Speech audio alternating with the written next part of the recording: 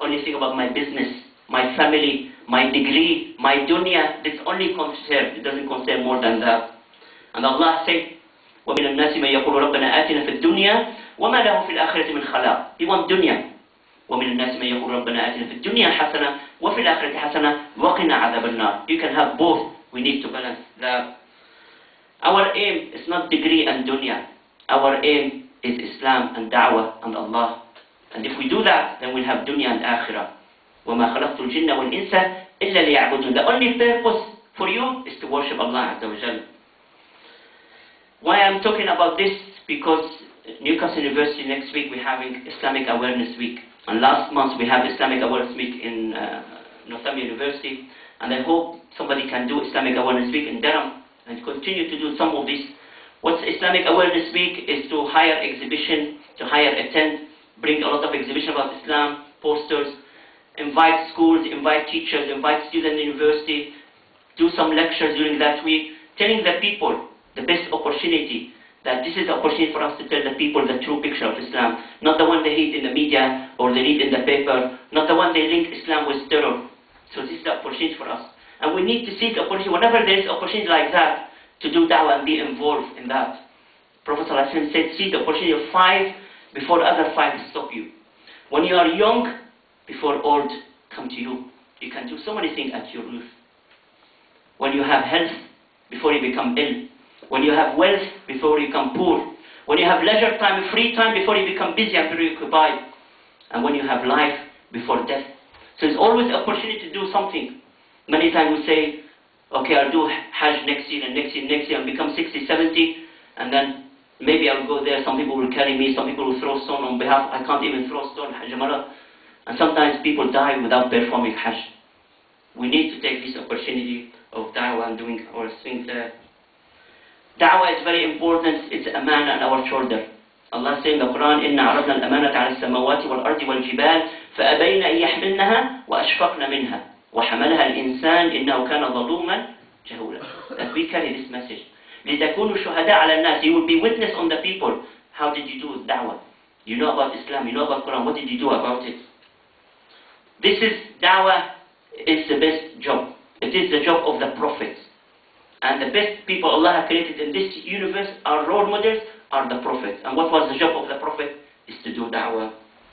Every one of us has got a role to play. بلغوا عني ولو آية. If you know one verse, one hadith. لنبلغ الشاهد منكم الغائب. Those who are witnessing, telling the people who are not here. Don't say this job is not mine. Don't, this job is for mashayikh, ulama, azhar, Islamic Society Committee, who will run, will do everything. We'll just see and watch and sign and come to Friday and sign. That's it. We are Muslim, alhamdulillah, and we are not doing anything of that. We need to be involved in that. The reward of da'wah is so much.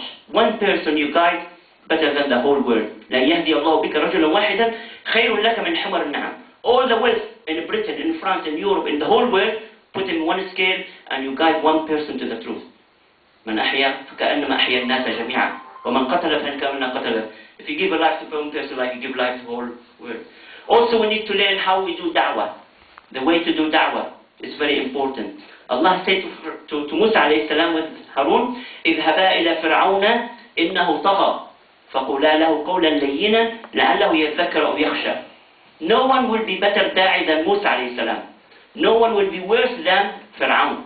But yet Allah said to Musa, go and speak with him with a nice language, with a good language, good way. Maybe he will reflect, maybe he will يخشى and follow that message there. ادعو إلى سبيل ربك بالحكمة والموعظة الحسنة. With wisdom and good argument. وجادلهم not بالتي هي حسن, بالتي هي أحسن. With a better language, better way to argue and discuss with them.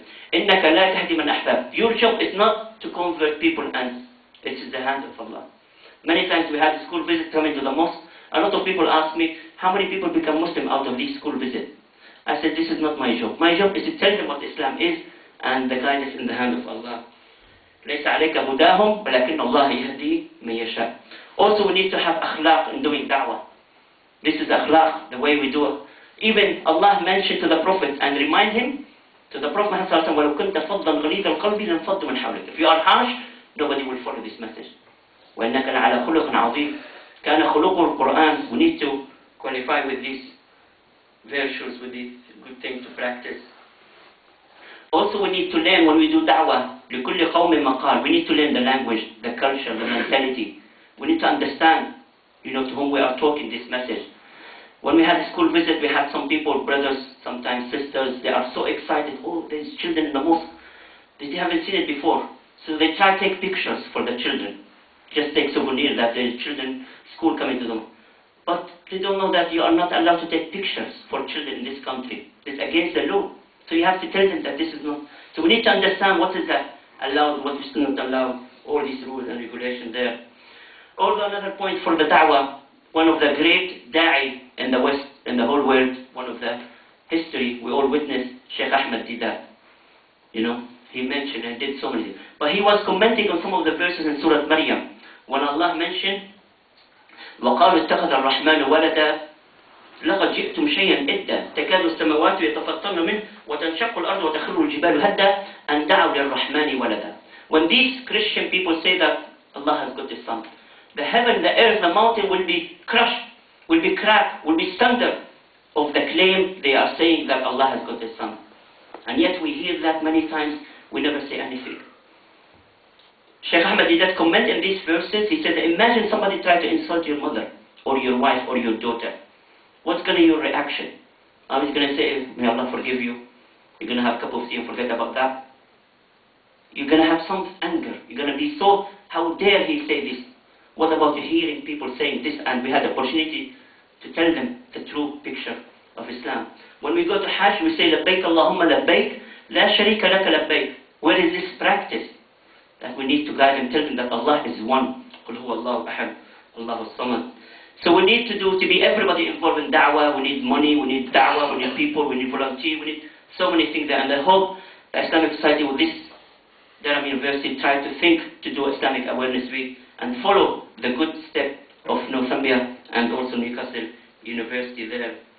Also remember, one of the points is on the day of judgment, when your neighbor will come and your flatmate and your friends, university friends who study with you, they will come to Allah Azza wa Jalla on the day of judgment, and they will say to Allah, oh Allah, this person, he knows me, he was living next to me for many years. He knows me, I studied with him in the university. He knows me in the company I worked with many years, and he never told me anything about Islam. He never gave me any leaflet. He never gave me any copy of the Quran. He never invited me for any lecture. What's going to be your reaction? What are you going to say to Allah and defend yourself on that moment there? We know that Islam is the fastest religion. We know that Islam is Deen al-Futra. We know that if you compare Islam 30 years ago and now, see the difference. I always quote this, I always like to say this, that 25 years when I went to Liverpool, I went to go to mosque and pray Friday, and there was no mosque to pray Friday. I prayed in the church. 25 years was difficult to find a place to pray and practice. And now look how many Islamic schools, how many mosques, how many halal shops, how many Islamic library, how many, there's so much. 30 million now Muslim in Europe. Istanbul has been open. And now the Prophet said that Rome, the Vatican will be open as well. And will be open by da'wah, by goodwill. And this is something that it will come inshallah there. So we need to be involved in that. We need to be everybody involved in that. And remember, either we save ourselves and save the rest of the world, or the rest of the world destroy themselves and destroy us. And remember the parable of the Prophet ﷺ when he said that the ship was 2 floors. One group at the bottom, one group at the top. If we don't care about each other, the whole ship will sink. Remember this. And Allah warned us. Allah said, وَإِن تَتَوَلَّوْا يَسْتَبْدِلْ قَوْمًا غَيْرَكُمْ ثُمَّ لَا يَكُونُوا أَمْثَالَكُمْ. If you don't do this message, Allah will take away and bring another people who will do this message better than me and you. So we need to be involved in all these things there. If everything I said does not move your heart, still you feel there is some rust in your heart, remember the death. We should always, that the only subject which the non-Muslim hate to talk about it is the death. And this is something that in Islam we should always talk about death. And the Prophet ﷺ said, أَكْثِرُ مِنْ ذِكْرِ حَادِمِ اللَّذَّاتِ. Always remember death, the destroyer of the delight. Because when you remember this, if you say this is the last day for you, or this is the last week for you, how are you going to live this week? You're going to pray in the mosque every day. You're going to come to the Fajr and pray Fajr in the mosque. You're going to read Quran. You're going to do so much charity. You're going to do da'wah. You're going to go to Umrah if you have chance. You're going to ask everybody to forgive you. This is the last week for me. Who guarantees that we're going to live by tomorrow? Nobody guarantees. So we need to think about that. My last point is that current issue, again, back to the current issue.